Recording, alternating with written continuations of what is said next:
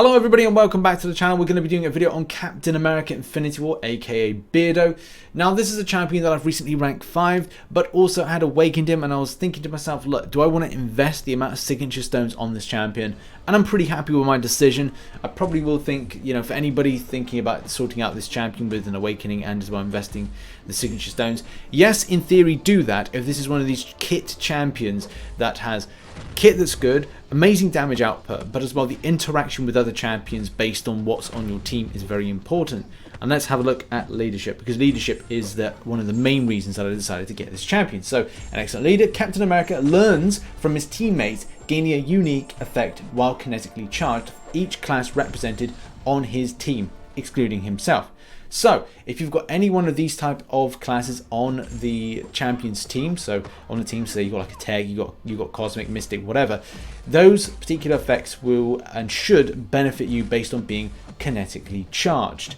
So the main thing a lot of people use this champion for, I would say, is the Petrify debuff, which as you can see at the bottom, so if you've got a tech on your team, there's a 66.74% chance on a well-timed block to place a 25% Petrify debuff on the opponent for 10 seconds. And obviously I have seen this used in various different areas, using against very different content. And the Petrify debuff, if I remember rightly, is all about suppressing things like your power gain on the champion. Oh, and your regen, which obviously is very important for that particular purpose. Which becomes incredibly important when you think about taking him to things like Act 5 for the 4-star version and Act 6 when it comes to the 5-star or 6-star version.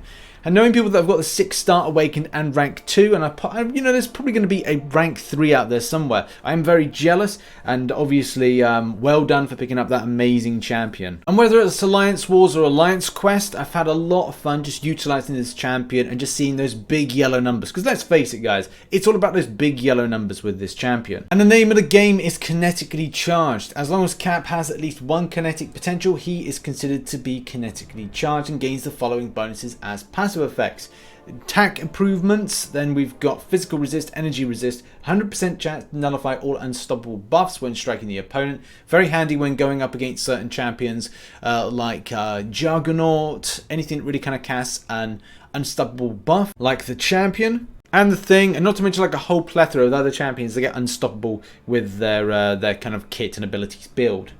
Now let's face it, ramping up those big yellow numbers is so much fun, especially when, and then you don't have to do this method. I know a lot of people will kind of say, like, oh, well, I can well time the heavy attack. That's good for you. For me, I like to keep it easy. I like to go into a parry, and then it's a case of like left click, right click for the heavy attack charge, and then hit him with the SP2. So left, right, left. And it's like an easy method, and once you kind of like get that in place, you're able to put out amazing numbers. I think the most I've seen with this champion, non-suicide masteries by the way, is looking at about 72,000 damage, and obviously that is a critical damage. When it's not critical, when the times, oh, I hate it when it's not critical, you're probably looking at anything 30 to 40,000, really does depend. There are times where I don't look to build up to five of the charges and concentrate more on just kind of finishing the match quickly, especially when you're doing arena grind. You don't really need to. And as well when you're doing stuff like just Alliance Quest, and you over damage based on some of the champions you're facing off against, it becomes a little bit silly. For me, because some of my lanes have degeneration, champions that have regeneration are usually what I use, so it's kind of difficult. But when I'm doing map 5 from time to time, it is a nice kind of like break of change to break out that champion and do some big yellow numbers. One of the other things that I really liked about this month, because we've got a mystic based champion in shape and form of Mojo, it's been nice to have a class advantage and as well a champion that interworks and interlinks with the likes of doing a heavy attack, which goes and gives you a fury. It kind of meant that this time, because the nodes were just being a pain in the butt, and every time you kind of hit the opponent you get a fury, and whenever it expired you'd take some degen, it just didn't work out as well as maybe a lot of people would like. However though, with the offensive ability accuracy reduction is something that is kind of fun, especially going up against mystic champions. But as well, having a good amount of block proficiency and armor has been one of the better things about this champion. As you can see with percentages here, you've got a really nice amount of armor rating, and as well one of the highest I think it is when it comes to the block proficiency. When I first got this as a 4-star, I went for arena with this champion. I did a video about it a long time ago. I was impressed by the block proficiency, and I was impressed by the champion in general. Well, having a sufficient counter to something like Unstoppable, but as well being kinetically charged, allowing for physical resistance and energy resistance, means that this champion for me is the full package. Defensive capabilities, not as an Alliance Wars defense champion, I might add, but a defensive powerhouse nevertheless, with things of highs of, you know, 700 physical resistance, 700 energy resistance. You know, this is a champion you could take on against a lot of very frustrating content, especially if you're not too confident in your playing ability. Being in a block, but being in a strong block is another thing. So yeah, and apart from, obviously there's certain champions like your Yondus and your Massacres to watch out for when it comes to being in a block stance and like damage that you're going to be taking. But apart from that, you know, it's a case that this champion is excellent for all seasons, all types of different types of gameplay you're going up against, and all kinds of enemies.